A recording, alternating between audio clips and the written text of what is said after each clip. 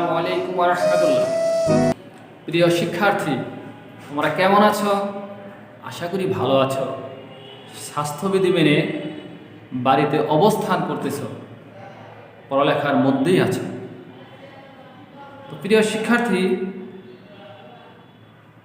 আজ নবম ও দশম শ্রেণীর ব্যবসায় শিক্ষা শাখার শিক্ষার্থীদের স্বাগত জানাচ্ছি। ব্যবসায় উদ্যোগ এই বিষয়ের অষ্টম অধ্যায় ব্যবসায়ী প্রতিষ্ঠানের ব্যবস্থাপনা। আজ আমি তোমাদের ব্যবসায় অর্থায়ন কাকে বলে, ব্যবসায় অর্থায়নের উৎসসমূহ সম্পর্কে আলোচনা করব। তাহলে আমরা এখন তোমাদের সাথে নিয়ে আমি একটি গল্প তোমাদেরকে শোনাবো। গল্প হচ্ছে গাজীপুরের শাহিন মাহমুদ 1 বছর চাকরির জন্য চেষ্টা করে চাকরি না পেয়ে শহরের মাধ্যমিক বিদ্যালয়ের পাশে তাদের নিজস্ব দোকানে একটি স্টেশনারি ব্যবসায় করার সিদ্ধান্ত গ্রহণ করে। শাহিন মাহমুদের এই সিদ্ধান্তের কথা তার বাবা শুনে খুবই খুশি হন এবং তার ব্যবসায় পরিচালনা করার জন্য প্রয়োজনীয় যে অর্থ লাগবে, প্রয়োজনীয় মূলধন যে লাগবে, এই প্রয়োজনীয় অর্থের 1 লক্ষ টাকা তার বাবা তাকে দিবেন, আর 1 লক্ষ টাকা তার চাচা তাকে দেবেন, তার ফুফু তাকে 50,000 টাকা দিবেন। শাহিন মাহমুদ ইচ্ছে করলে বাণিজ্যিক ব্যাংক থেকেও ঋণ নিতে পারবে। শাহিন মাহমুদের বাবা শাহিন মাহমুদকে সাবধানের সাথে ব্যবসায় পরিচালনা করার জন্য তাকে পরামর্শ দিলেন। উপরের গল্প থেকে প্রিয় শিক্ষার্থী তোমরা বুঝতে পেরেছ শাহিন মাহমুদের যে প্রয়োজনীয় অর্থ সংগ্রহ, অর্থ যে খরচ করা, এই যাবতীয় বিষয়গুলোকেই অর্থায়ন বলে। তাহলে আজকে আমাদের পাঠের বিষয় হচ্ছে ব্যবসায় অর্থায়ন এবং এই অর্থায়নের উৎস। ব্যবসায়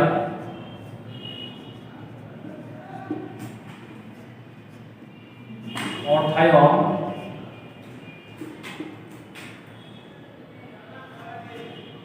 এবং অর্থায়নের উৎস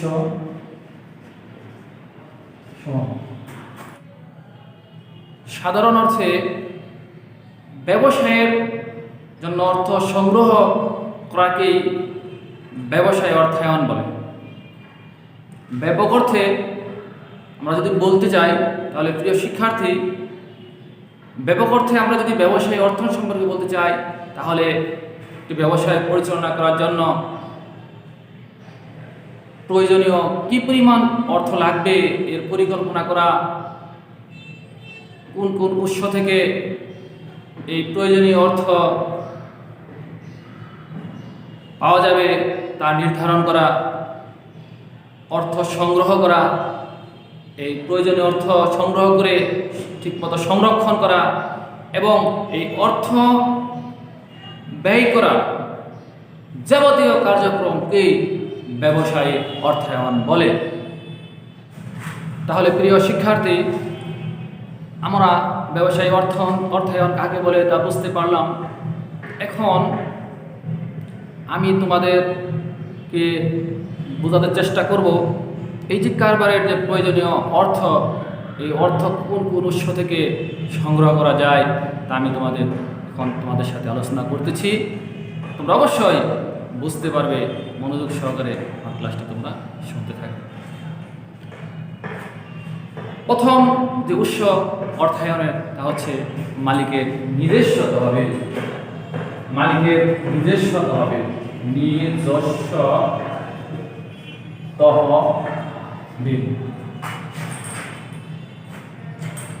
ছোট ব্যবসায় যেমন এক মালিকানা অংশীদারি কারবারের ক্ষেত্রে মালিক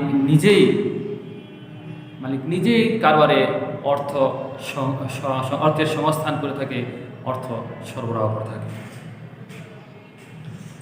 মালিকের নিজস্ব তহবিল যদি অপ্রতুল হয়, যদি নিজে তহবিলের সংস্থান করতে না পারে, তাহলে ব্যবসায়ী অন্য উৎস তিনি খুঁজে রাখেন। এরপর দ্বিতীয় উৎস হচ্ছে আত্মীয় স্বজন।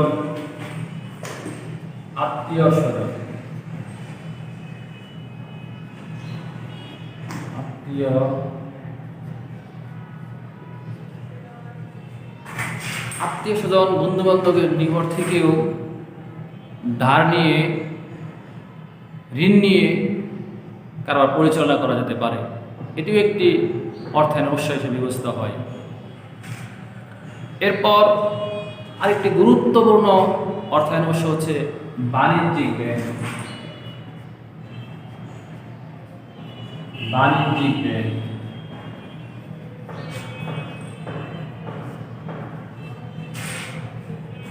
বাণিজ্যিক bank Sonali bank, Janata bank, Agrani bank, Rupali bank, এই সকল সরকারি ব্যাংক ছাড়াও অন্যান্য বেসরকারি ব্যাংক যেমন AB bank, national bank, prime bank, Al Arafah Islami bank, এই সকল ব্যাংক ব্যবসায়ীদেরকে স্বল্প মেয়াদী, মধ্যমেয়াদী, দীর্ঘমেয়াদী ঋণ প্রদান করে থাকে। সাধারণত ব্যবসায়ের জন্য বাণিজ্যিক ব্যাংক অর্থ সংগ্রহের প্রধান উৎস হিসেবে বিবেচনা করা হয়। সমবায় ব্যাংক আরেকটি অর্থায়ন উৎস হচ্ছে সমবায় ব্যাংক।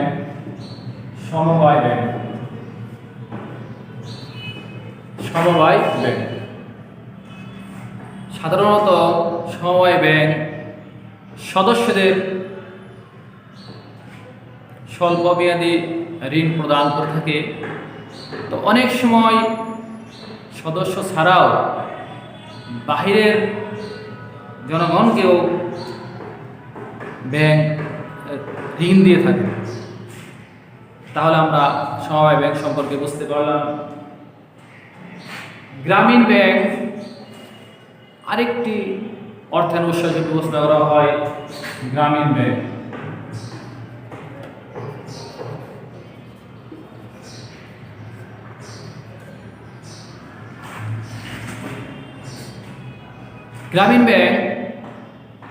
ছোট আকারের ব্যবসায়ে স্বল্প মেয়াদী ঋণ প্রদান করে থাকে।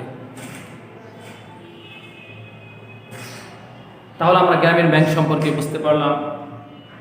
এরপর কৃষি ব্যাংক আরেকটি অর্থায়ন উৎস হচ্ছে কৃষি ব্যাংক।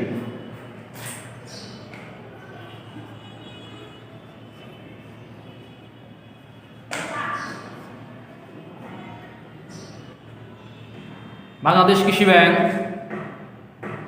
রাজশাহী কৃষি উন্নয়ন ব্যাংক, ক্ষুদ্র ও মাঝারি শিল্প উন্নয়নের জন্য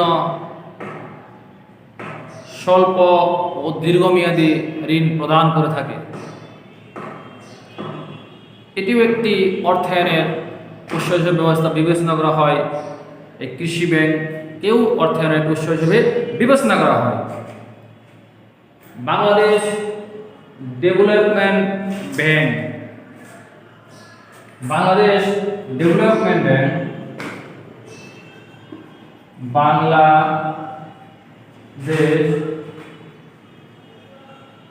দেবেন।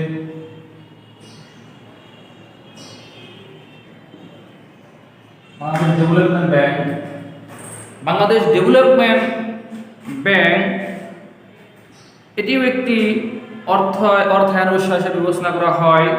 এই ব্যাংক স্বল্প, মধ্য ও দীর্ঘমেয়াদী ঋণ প্রদান করে থাকে। Bank of small industries and commerce, এই ব্যাংকও একটি অর্থায়ন উৎস। একে সংক্ষেপে বেসিক ব্যাংক বলা হয়। এই বেসিক ব্যাংকও অর্থায়নের একটি উৎস হিসেবে বিবেচনা করা হয়। বেসিক ব্যাংক, এই bank of small industries and commerce limited ক্ষুদ্র ব্যবসায় ও শিল্পে দীর্ঘমেয়াদী অর্থায়ন করে থাকে। Bank of small industries and commerce, সংক্ষেপে বেসিক ব্যাংক, এই ব্যাংকও ক্ষুদ্র ব্যবসায় ও শিল্পে দীর্ঘমেয়াদী ঋণ প্রদান করে থাকে। এটি একটি অর্থায়ন উৎস হিসেবে বিবেচনা করা হয়। বেসরকারি উন্নয়ন সংস্থা, বেসরকারি উন্নয়ন সংস্থা, বেসরকারি